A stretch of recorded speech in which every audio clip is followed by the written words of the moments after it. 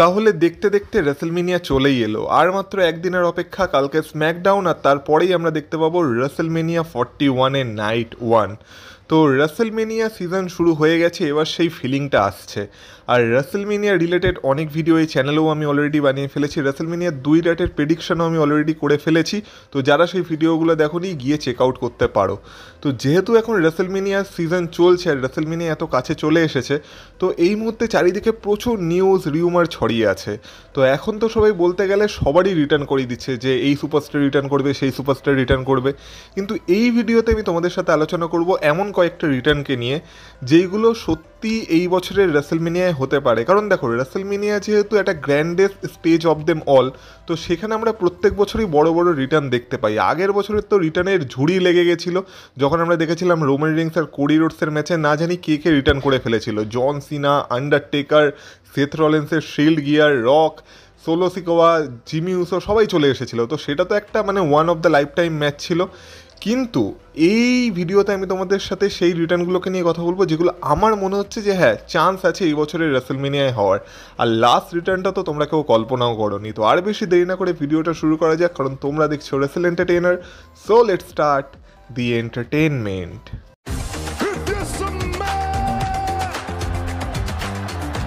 Acknowledge me. Acknowledge me. You there, sitting at home. Acknowledge me. তাহলে সবার প্রথমে সেই রিটার্নটাকে নিয়ে কথা বলা যাক যেটা হওয়ার পসিবিলিটি সব থেকে বেশি আছে। আর এখানে আমি কথা বলছি দ্য ফাইনাল বস দ্য রকের রিটার্নের। এবার দেখো, রক যে রেসেলমেনিয়ায় আসতে পারে এইটা এই মুহূর্তে কোনো সিক্রেট নেই। মানে অনেকটা বেশি সম্ভাবনা এটাই আছে যে রক রেসেলমেনিয়ায় অ্যাপিয়ার করবে। সেটা তো ডাব্লিউডাব্লিউ এখনও অফিসিয়ালি মানে অ্যানাউন্স করছে না, যাতে আমরা সবাই সেটা নিয়ে একটু ভাবি, সেটা নিয়ে একটু কথা বলি।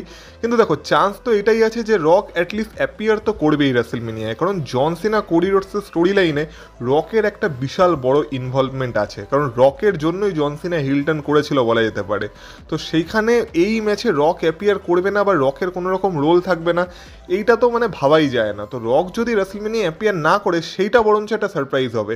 কিন্তু রক যে রেসেলমেনিয়াতে রিটার্ন করতে চলেছে এইটা তো মানে প্রায় ধরে রাখাই যায়। তো রকের রিটার্ন না হলে সেখানে আমরা ডিসঅ্যাপয়েন্ট হব, আর সেখানে আমরা বলবো যে এইটা একটা সারপ্রাইজ ছিল। তো রক তো রেসেলমেনিয়া রিটার্ন করছে, এইটা প্রায় তোমরা মানে গ্যারেন্টি ধরে রাখতেই পারো। আর এই সূত্রেই কথা বলা যাক সেকেন্ড পসিবল রিটার্নের, যেটা হতে পারে স্টোন কোল্ড স্টিভ অস্টিনের। এবার স্টোন কোল্ড স্টিভ অস্টিনের রিটার্ন তো আগের বছরই হওয়ার কথা ছিল, কিন্তু কোনো কারণে স্টোন কোল্ড অ্যাভেলেবেল ছিল না। তো আমরা তার জায়গায় আন্ডারটেকারকে দেখতে পেয়েছিলাম।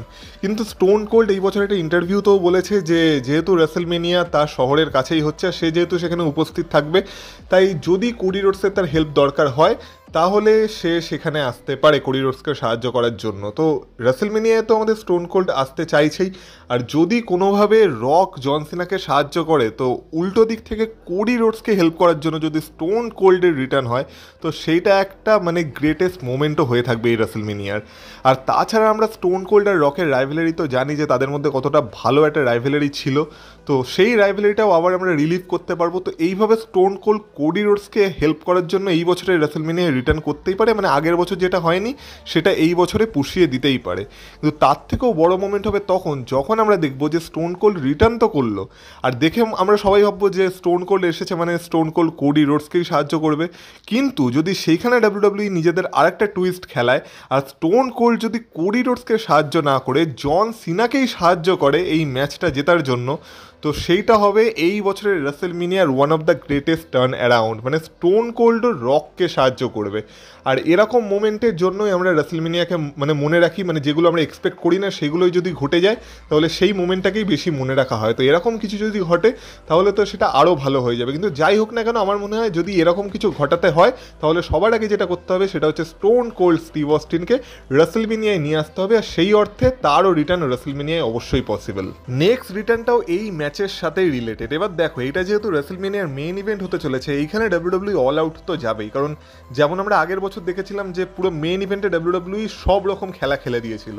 তো এই বছরও যেহেতু জন সিনার কোডি রোডসের ম্যাচ মেইন ইভেন্টে হতে চলেছে, তো এইখানেও আমরা বলতে পারি ডাব্লিউডাব্লিউ সব রকম চেষ্টা করবে এই ম্যাচটাকে মেমোরেবল বানানোর। তো সেই অর্থে আর একটা রিটার্নও এই ম্যাচে পসিবিলি হতে পারে, যেটা হওয়ার সম্ভাবনা একটু কম, কিন্তু তবু আমরা পসিবিলিটি রাখতেই পারি।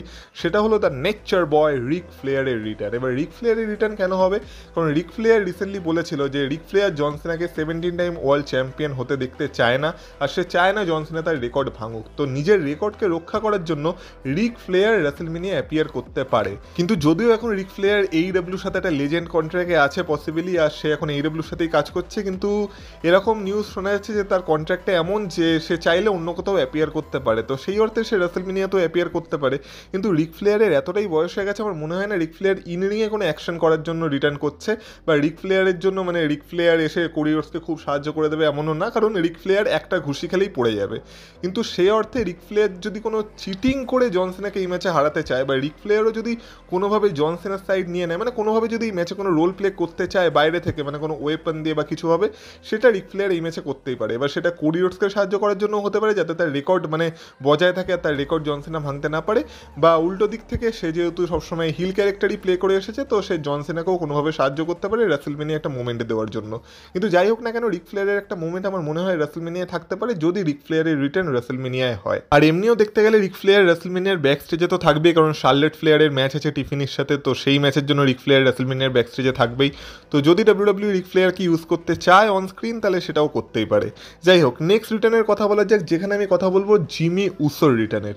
এবার জিমি উসোর রিটার্ন পসিবলি কোন ম্যাচে হতে পারে আশা করি তোমরা বুঝতেই পারছো। জিমি উসোর ম্যাচ সেই ম্যাচেই হতে পারে যেটা রেসলমেনিয়াকে শুরু করতে চলেছে, মানে গান্থার ভার্সেস জে উসোর ম্যাচের। এবার আমরা দেখেছিলাম এই স্টোরি লাইনটাকে ইন্টারেস্টিং বানানোর জন্য জিমি উসোকে এই স্টোরি লাইনের মাঝখানে ইনসার্ট করা হয়েছিল, আর তারপর থেকে স্টোরি লাইনটা একটা আলাদাই মোড় নিয়ে নিয়েছিল। আর গুন্থার যেমন বাজেভাবে জিমি উসোকে অ্যাটাক করেছিল, তারপর থেকে আমরা জিমি উসোকে আর WWE-তে দেখতেও পাইনি। কিন্তু পসিবলি যদি জে উসোর কোনো রকম সাহায্য লাগে রেসলমেনিয়ায়, তো সেইটা করতে জিমি উসো এই ম্যাচে ইন্টারফেয়ার করতে পারে। এবার যদিও জে উসোকে এখন WWE বিগেস্ট বেবি ফেসের মতো ট্রিট করছে, তো আমার মনে হয় না যে জে উসো কারো সাহায্য নেবে বলে। তো আরেকটা সিনারিও হতে পারে যেখানে হয়তো জে উসো গান্থারকে হারিয়ে নিউ ওয়ার্ল্ড হেভিওয়েট চ্যাম্পিয়ন হয়ে যাবে, আর তারপর জে উসোর সাথে সেলিব্রেট করার জন্য জিমি উসো আসতে পারে। তো এরকম দুটো সিনারিওতে জিমি উসোর এই বছর রেসলমেনিয়াতে রিটার্ন হতে পারে। নেক্সট রিটার্নের আমি কথা বলবো স্যামি জেনের, মানে স্যামি জেনের রিটার্নও রেসলমেনিয়ায় পসিবল। কারণ দেখো, স্যামি জেন এতক্ষণ যে স্টোরি লাইনটায় পার্ট প্লে করছিল সেটা ছিল কেভিন ওয়েন্স ভার্সেস র্যান্ডি অর্টনের স্টোরি লাইন। এবার আনফর্চুনেটলি কেভিন ওয়েন্স তো এখন ইনজিওর্ড হয়ে গেছে, আর স্যামি জেনের সেরকম কোনো ইঞ্জুরি নেই, স্যামি জেন জাস্ট টাইম অফ নিয়েছিল। আর আমার মনে হয় না কোনো সুপারস্টার রেসলমেনিয়া অফ করতে চাইবে বলে। এবার যখন এই স্টোরি লাইনটাই আর বেছে নিই, আর কেভিন ওয়েন্স এই স্টোরি লাইন থেকে পুরোপুরি বেরিয়ে গেছে, তো সেক্ষেত্রে স্যামি জেনের রিটার্ন হতে পারে। এবার কিভাবে রিটার্ন হতে পারে, যতটা শোনা যাচ্ছে যে র্যান্ডি অর্টনের পসিবলি একটা ওপেন চ্যালেঞ্জ হতে পারে রেসলমেনিয়ায়। এবার সেই ওপেন চ্যালেঞ্জটাকে অ্যাকসেপ্ট করার জন্য স্যামি জেন আসতেই পারে, কারণ স্যামি জেন বলতে পারে যখন স্যামি জেনের দরকার ছিল, মানে কেভিন ওয়েন্স যখন স্যামি জেনকে পাইল ড্রাইভার মারতে যাচ্ছিল, তখন আমরা দেখেছিলাম র্যান্ডি অর্টনের রিটার্ন হয়েছিল, আর র্যান্ডি অর্টন এসে স্যামি জেনকে বাঁচিয়েছিল বলা যেতে পারে। তো এখন যেহেতু র্যান্ডি অর্টন কোনো রেসলমেনিয়া মুভমেন্ট পাচ্ছে না বা রেসলমেনিয়া ম্যাচ পাচ্ছে না, তো সেই ক্ষেত্রে স্যামি জেন র্যান্ডি অর্টনকে সাহায্য করতে পারে, আর স্যামি জেন এসে র্যান্ডি অর্টনের চ্যালেঞ্জ অ্যাকসেপ্ট করে র্যান্ডি অর্টনকে তার প্রাপ্য রেসলমেনিয়া ম্যাচটা দিতে পারে। এইভাবে সে বলা যেতে পারে তার একটা ফেভার র্যান্ডি অর্টনকে দিতে পারে। তো এইভাবে স্যামি জেনের রিটার্নও রেসলমেনিয়ায় পসিবল আছে। নেক্সট যে দুটো রিটার্নের কথা বলবো, সেই দুটো রিটার্নও এরই সাথে রিলেটেড। আর এখানে আমি কথা বলছি সবার প্রথমে অ্যালিস্টার ব্ল্যাকের রিটার্নের। এবার অ্যালিস্টার ব্ল্যাকের কিছু টিজার তো আমরা WWE-তে দেখতে পাচ্ছি, আর খুবই তাড়াতাড়ি অ্যালিস্টার ব্ল্যাক WWE-তে চলেও আসবে, পসিবলি স্ম্যাকডাউনে আসবে। কিন্তু অ্যালিস্টার ব্ল্যাকের রেসলমেনিয়াতেও রিটার্ন করার পসিবিলিটি আছে, কারণ যেমন বললাম র্যান্ডি অর্টন যদি কোনো ওপেন চ্যালেঞ্জ দেয়, বা র্যান্ডি অর্টনের যদি কোনো মিস্টিরিয়াস অপোনেন্ট রেসলমেনিয়ায় রিভিল হয়, তো সেই ক্ষেত্রে অ্যালিস্টার ব্ল্যাক এসে র্যান্ডি অর্টনের চ্যালেঞ্জ অ্যাকসেপ্ট করতেই পারে, যেটা নিয়ে আমি অলরেডি অনেকগুলো ভিডিওতে আলোচনা করে রেখেছি তোমাদের সাথে। আর এরই সাথে বলে রাখি আরেকটা সুপারস্টারের কথা, যেটা হলো রুসেভ। তো তোমাদের এটাও বলেছি যে রুসেভ তো WWE-র সাথে সাইন হয়েই গেছে, এবার শুধু সময়ের অপেক্ষা, তারপর রুসেভও WWE-তে কামব্যাক করবে। আর এখন শোনা যাচ্ছে যে পসিবলি রেসলমেনিয়াতেও রুসেভের রিটার্ন হতে পারে, যদি WWE রুসেভের সাথে র্যান্ডি অর্টনের ম্যাচ করাতে চায়। এই ক্ষেত্রেও সিনারিওটা পুরোই সেম থাকবে, যে র্যান্ডি অর্টনের একটা অপোনেন্ট লাগবে, আর সেখানে র্যান্ডি অর্টন একটা ওপেন চ্যালেঞ্জ দেবে, আর সেই ওপেন চ্যালেঞ্জটাকে অ্যাকসেপ্ট করতে আসতে পারে রুসেভ। আর এইভাবে রুসেভের কামব্যাকও WWE-তে হতে পারে, আর রেসলমেনিয়ায় একটা বড় রিটার্নও আমরা দেখতে পেয়ে যাব। কিন্তু ওই যে আমি তোমাদের বলেছি যে আমি রুসেভ বা অ্যালিস্টার ব্ল্যাককে চাইছি না যাতে তারা এই মুহূর্তে র্যান্ডি অর্টনকে ফেস করুক, কারণ দেখো সেক্ষেত্রে আমি তোমাদের যেমন বলেছি যে WWE দুদিকেই ফেসে যাবে। এক তো যেহেতু অ্যালিস্টার ব্ল্যাক আর রুসেভ দুজনেরই রিটার্ন হচ্ছে সেক্ষেত্রে, তো রিটার্নের পরই তাকে প্রথম ম্যাচ হারিয়ে দিতে পারবে না, আর ওই দিক থেকে র্যান্ডি অর্টনও এই মুহূর্তে একটা লস অ্যাফোর্ড করতে পারবে না। তো সেদিক থেকে দেখতে গেলে ডাব্লিউডাব্লিউ একটু ফেসে যেতে পারে। তাই আমার মনে হচ্ছে রুসেভ আর অ্যালিস্টার ব্ল্যাকের রিটার্নের সম্ভাবনা একটু হলেও কম আছে, যদিও অনেকে স্পেকুলেট করছে, কিন্তু আমার কোথাও না কোথাও গিয়ে মনে হচ্ছে হয়তো ডাব্লিউডাব্লিউ এই প্ল্যানটার সাথে যাবে না।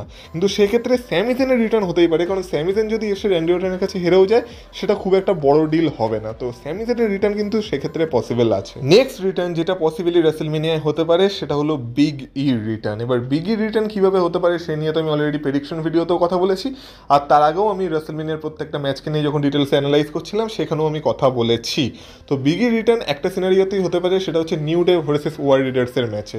এবার আমি শুধু এটাই যেমন তোমাদের বলেছিলাম যে ভাবছি যে বিগি এসে কী বা করবে। এক হচ্ছে বিগি এসে নিউ ডেকে কস্ট করতে পারে যাতে তারা নিউ চ্যাম্পিয়ন না হয়, আর না হলে যখন নিউ ডে নিউ চ্যাম্পিয়ন হয়ে যাবে তখন মানে নিউ ডেকে হারানোর জন্য ফিউচারে কখনো বিগি রিটার্ন করতে পারে। এবার আমি শুধু এটাই ভাবছি যে যদি রেসলমেনিয়ায় বিগির রিটার্ন হয়ও তো তারপরে কি, মানে বিগির ধরো রিটার্ন হলো আর সে নিউ ডেকে কস্ট করিয়ে দিল, আর নিউ ডে যার ফলে চ্যাম্পিয়ন হলো না, কিন্তু তারপরে কি বিগি আর ইনরিংয়ে কম্পিট করতে পারবে? তো এই রিটার্নটার কোনো মানে থাকবে না।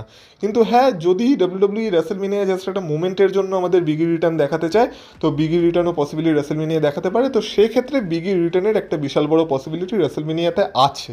এবার দেখা যাক ডাব্লিউডাব্লিউ যদি বিগি রিটার্নকে প্ল্যান করে তো কীভাবে প্ল্যান করে, আর তারপরে বিগির জন্য কী প্ল্যান থাকে, আর বিগি এখনও মেডিকেলি ক্লিয়ার হয়েছে কিনা রেসল করার জন্য। যদি হয়ে যায় তাহলে তো খুবই ভালো কথা, কিন্তু যদি না হয়ে থাকে তাহলে একটু সমস্যার বিষয় আছেই আছে। তো এই ছিল কয়েকটা পসিবল রিটার্ন যেগুলো রেসলমেনিয়ায় হতে পারে বলে আমার মনে হচ্ছে। কিন্তু এখনও দাঁড়াও, এখনও ভিডিও শেষ হয়নি, এখনও একটা রিটার্ন বাকি আছে, আর এই রিটার্নটা হতে চলেছে the greatest return of this century, আর ডাব্লিউডাব্লিউর ইতিহাসের সব থেকে সেরা রিটার্ন। আর হ্যাঁ, এই রিটার্নটা হওয়ারও পসিবিলিটি আছে রেসলমেনিয়ায়। আর এইখানে আমি কথা বলছি ডাব্লিউডাব্লিউর ইতিহাসের সব থেকে সেরা superstar, the great, the goat, টঙ্গা lower রিটার্নের। তো হ্যাঁ, টঙ্গা লোয়া অনেকদিন ডাব্লিউডাব্লিউতে আসছে না, আর এই মুহূর্তে দেখে মনে হচ্ছে ডাব্লিউডাব্লিউকে বাঁচানোর জন্য, ডাব্লিউডাব্লিউকে একটা নতুন জীবন দেওয়ার জন্য টঙ্গা লোয়ার ডাব্লিউডাব্লিউতে আসা দরকার। আর জেকব ফাটু আর এলে নাইটের যে ম্যাচটা আছে ওই ম্যাচে যদি সোলো সিকোয়া কোনোভাবে কোনো ইন্টারফেয়ার করে, আর সোলো সিকোয়া যদি কোনো কেরামতি করার চেষ্টা করে, তো তার সাথে আমাদের টামা টঙ্গা তো থাকবেই, কিন্তু টামা টঙ্গার সাথে আরেকজন যে কিনা সোলো সিকোয়ার সাইডে থাকতে পারে সেটা হলো আমাদের greatest of all time Tonga Loa. আর টঙ্গা লোয়ার রিটার্ন যদি এই রেসলমেনিয়ায় হয়ে যায় তাহলে এই রেসলমেনিয়াটাকে ডাব্লিউডাব্লিউর ইতিহাসের গ্রেটেস্ট রেসলমেনিয়া হওয়া থেকে কেউ আটকাতে পারবে না। এবার লোকে পেদাবে আমায় টঙ্গা লোয়ার এত প্রশংসা করছি। যাই হোক, তো এই ছিল মানে জোকস পার্ট, কিন্তু হ্যাঁ টঙ্গা লোয়ারও রিটার্নের পসিবিলিটি আছে।